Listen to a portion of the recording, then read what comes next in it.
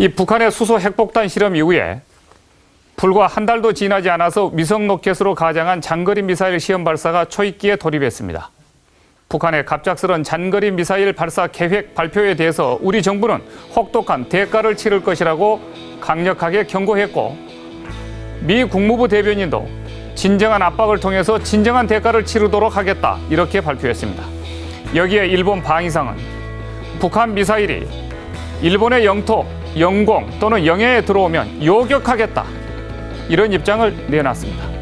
또한 중국은 외교부 대변인을 통해서 엄중한 우려를 표명한다면서 북한이 발사를 자제하고 신중하게 행동할 것을 기대한다는 입장을 발표했습니다. 그러나 이처럼 북한을 제외한 육자회담 당사국들이 장거리 미사일 발사에 대해서 우려를 표명하고 경고와 자제를 촉구하고 나섰지만 북한의 미사일 시험 발사를 중단시킬 방법이나 해법은 하나도 내놓지 못하고 있습니다.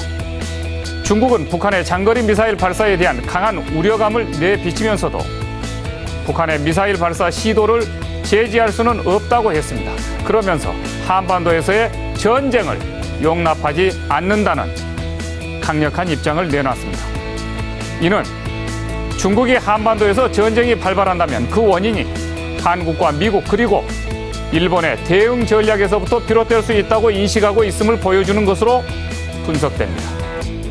북한의 장거리 미사일 발사가 초입기에 들어가면서 미중 간의 긴박한 움직임이 한반도의 전운을 짙게 들이우고 있는 이 시점에 우리는 왜 북한이 저렇게 대담해지고 있는가에 대한 그 이유를 알아야 합니다. 그것은 첫째, 북한은 자신들이 이미 핵무기를 보유했고 핵을 가진 우리를 어떻게 누가 감히 건드릴 수 있겠는가라는 자신감에 가득 차 있기 때문입니다. 둘째, 국제사회의 제재가 북한에 아무런 영향을 미치지 못하는 무용지물이라는 것을 북한은 확신하고 있기 때문입니다. 셋째, 북한은 중국의 영향력을 전혀 받지 않는다는 사실을 한국과 미국을 비롯한 전 세계에 보여주고 있는 것입니다. 그리고 국제사회와 육자회담 관련국들이 북한에 미칠 수 있는 제재 수단이 아무것도 없다는 것을 북한은 잘 알고 있습니다. 다시 말하자면 우리 정부는 육자회담 관련국 가운데 북한을 뺀 나머지 5자회담을 개최해서 북한의 이런 핵 문제와 미사일 시험 발사 문제가 한반도 및 세계와 동북아 평화를 위협할 경우에 어떻게 일치된 행동과 대응을 할 것인지에 대한 강력한 컨센서스를 이루어냈어야 합니다.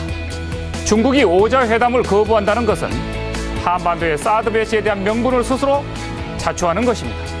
5자회담을 거부하는 중국과 러시아는 한국의 사드 배치, 한미연합훈련과 북한의 핵무장 및 장거리 미사일 시험 발사 가운데서 어느 것이 한반도 및 세계와 동북아 평화에 치명적인 위험 무기인지를 잘 생각해 봐야 할 것입니다. 장성민의 시사탱크, 저는 내일 이 시간에 다시 찾아뵙겠습니다. 시청해 주신 여러분 대단히 고맙습니다. 저희들도 공부 열심히 해서 다시 만나겠습니다. 감사합니다.